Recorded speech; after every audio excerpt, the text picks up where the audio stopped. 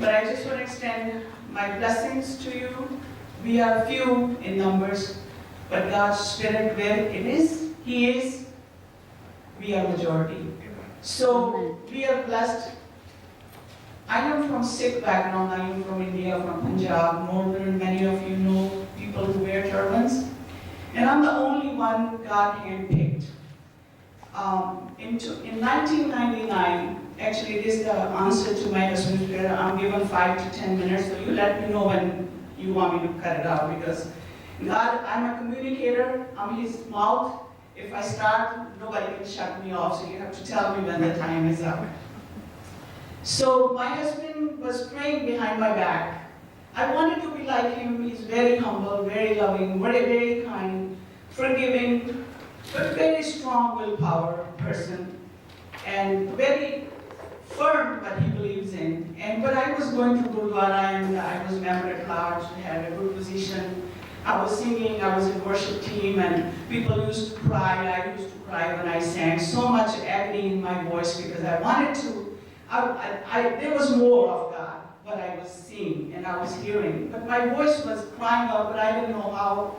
So God knows your heart. He changed your heart before He changed you, pull you towards Himself. So my husband's hard-working prayers, he was telling me, Jesus is knocking at your door. I said, well, I think I can hear well, but tell Him to knock at my door.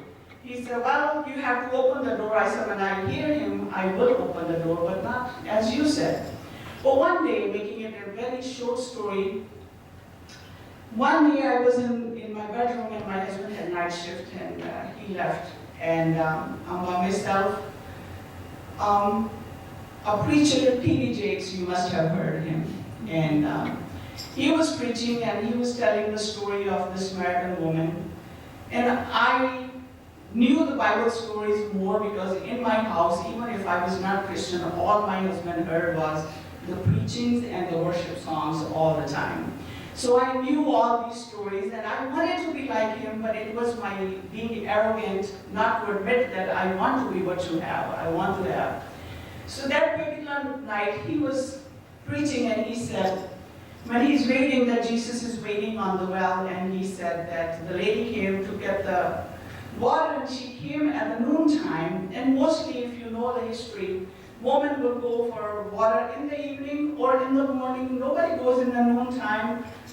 Only people goes when they don't want to see anybody, they don't want to socialize with anybody. So that woman goes at an odd time, and Jesus knew and he was waiting there, and he said, well, give me the water. She said, well, number one, what are you doing on my well here? Your well is on the other side. And number two, you don't have anything to pull the water.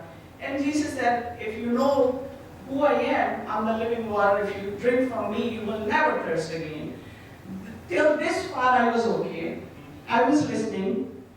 But then he said to the woman, he said, you are taking, she said, I'm taking water from my husband. He said, you have 5 husbands, but the one you are taking the water, you are not even married to him.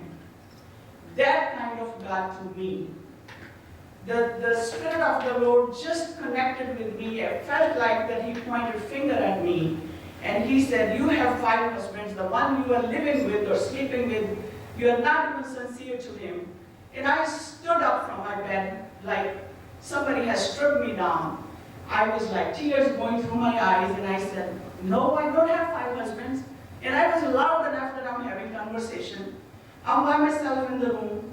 And the voice came, the rejection, the anger, the hurt, the loneliness, the fears that those are your 5 husbands, and that you will hand reach off your husband, you can't even reach him. You don't even trust him. You don't let him get inside. So I started to cry, and the first thing we women know, we want to hide in the bathroom, look at the mirror, and crying. And I put my hands down, and I'm crying. Tears are just going. I didn't say any word from my mouth, but my spirit was speaking. That's the first time I heard that somebody can speak that way. So I heard the voice of the Lord. He said, I said, so how do I get rid of that? How do I do that? I love my husband. He said, well, you can't do it if you allow me to do. In my spirit, I did not say any prayer, Pastor. I didn't say I repent or come into my heart. No. but my spirit bowed down to him. And I said, I let my guards down and I said, okay, here I am. So I cried there, but when I cried, so he said, as the umbilical cord is pulled from mother and child, not pulled but cut, this is how I will cut these things, and you will not feel the pain. When I came back to my senses, I cried. My appearance was changed, because when God touched you inside, if you are not changed, then we need to look back into our life. We need to look back that why I'm not changed. If that mighty God who touched me inside, then my outside should be reflecting that. So my husband came home and I am all totally mess. And I told him, and the things started to come to me. I didn't sleep all night. The things came. He is knocking at my door. I had to open the door.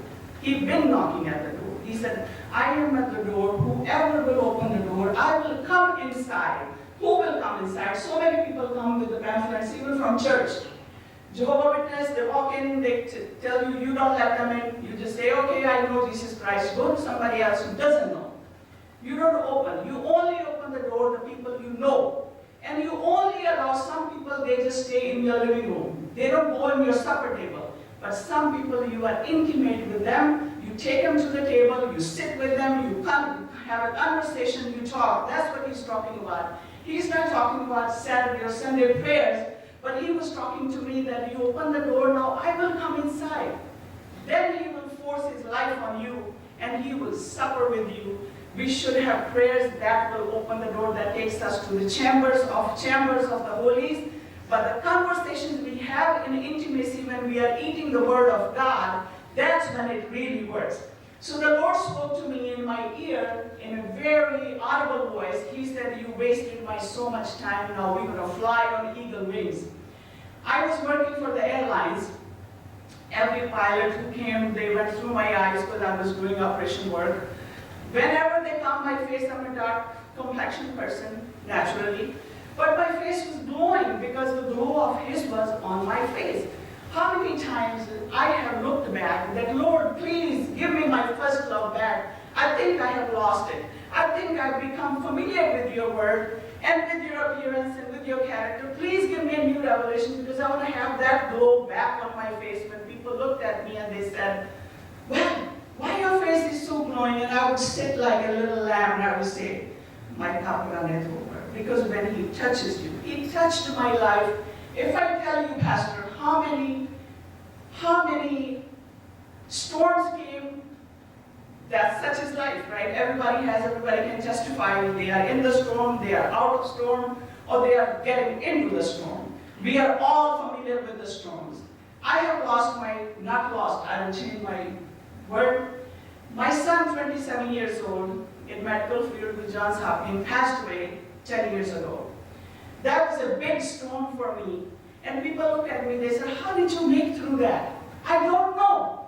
I don't know. But the one who said that he doesn't sleep or slumber over me, even when I'm resting, he's the one keeping me. Every night I say, Lord, this was the day I was able to go through. If you don't get me out tomorrow from the bed, I will not be able to do. I am solely depending on him to get me out of the bed.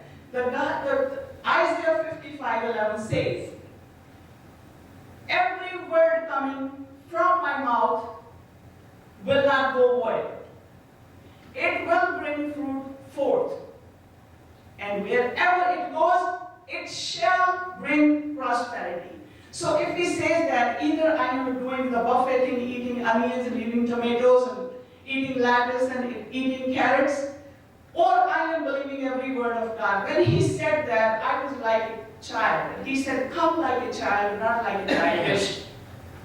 So I came like a child. Whatever the word he said on that, I said, I'm going to put my life on it.